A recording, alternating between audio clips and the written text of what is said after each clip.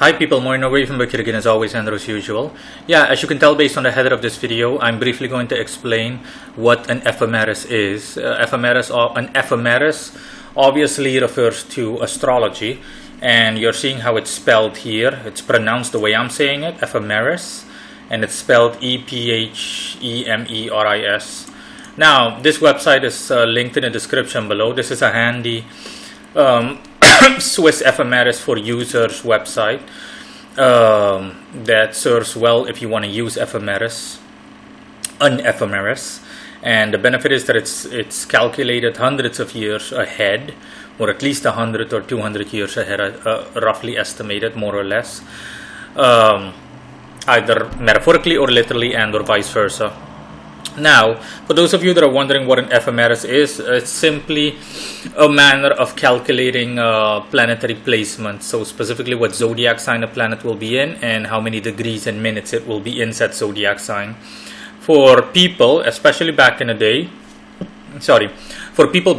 especially when you had to calculate stuff manually because there was no automated way of doing it the way we do it nowadays, then you needed an ephemeris. Essentially, you needed a general map. It's like literally a map. Most astrology software in the world has, including the one I use, has a built-in ephemeris. But back in the day, obviously, you didn't have any of that, so you had to calculate all of it. You had to calculate what zodiac sign a planet is in, and how many degrees and how many minutes it is. But now, it's easy to do from a neutral perspective. If you just want to know globally, generally speaking, what zodiac sign a planet is in and how many minutes and whatnot it is. And again, this website is the best website I am aware of. I've been using this website for years as well, but in all honesty, I rarely use an ephemeris. But yeah, this is what it looks like. You can get it in a nifty PDF format. You can see here for yourself, 50-year files. You have it in centuries. We're currently in the 21st century. So we can go to the current year, which is 2023, obviously. But let's just, for example, say go to next year, 2024. Here you'll see in the PDF, in a column-like manner or fashion, what, like a table, as you can tell based on the description, Astrodienst ephemeris table. Astrodienst simply means astro surface, ephemeris table. And all the planets that they cover contains the Sun, Moon, Mercury, Venus, Mars, Jupiter, Saturn, Uranus, Neptune, Pluto, the true node, the Moon's node, Lilith, and Chiron. Okay, yeah, and again, it's based in Sweden, or it's from Sweden at least. And these are the guys responsible for the programming, Dieter Koch and Alois Reindl. Hopefully I pronounced their name correctly, which I'm sure I have. In any case, for the new year, for example, for January, UT here in the top right corner stands for universal or unilateral time. Just the universal time. Green, like not like GMT, but just plain UT. Literally just universal time. This is the month, obviously. This is the year. And this is the type of astrological format it is in, geocentric. And you can see the days of the week here. Mondays all until Saturday, and then Sunday begins, and it just goes on from there.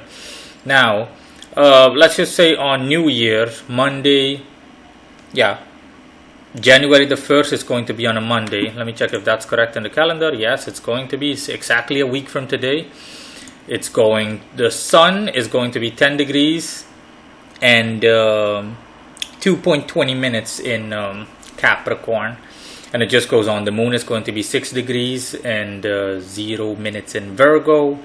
Mercury 22 degrees and 17 minutes going retrograde in Sagittarius, if I'm not mistaken. I have to essentially look at the last month.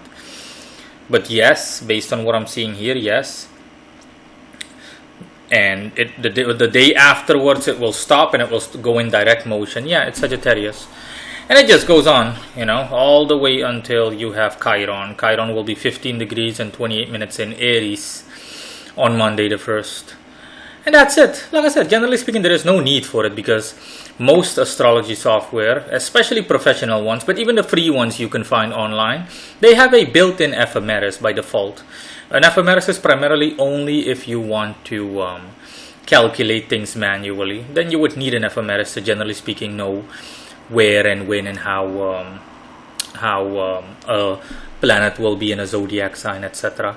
I don't remember the exact details anymore, exactly on how you apply it and whatnot, because it's literally been years. As a beginner, it's been lifetimes ago for me, honestly. As a beginner, I only used an Ephemeris once or twice. That's how I came across this website.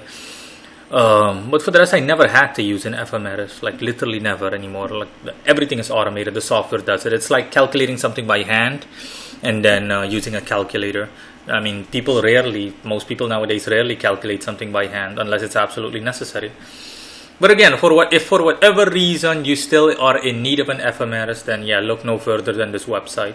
You can easily look all the way into the future, year 2050, 2099, you name it. Bye guys.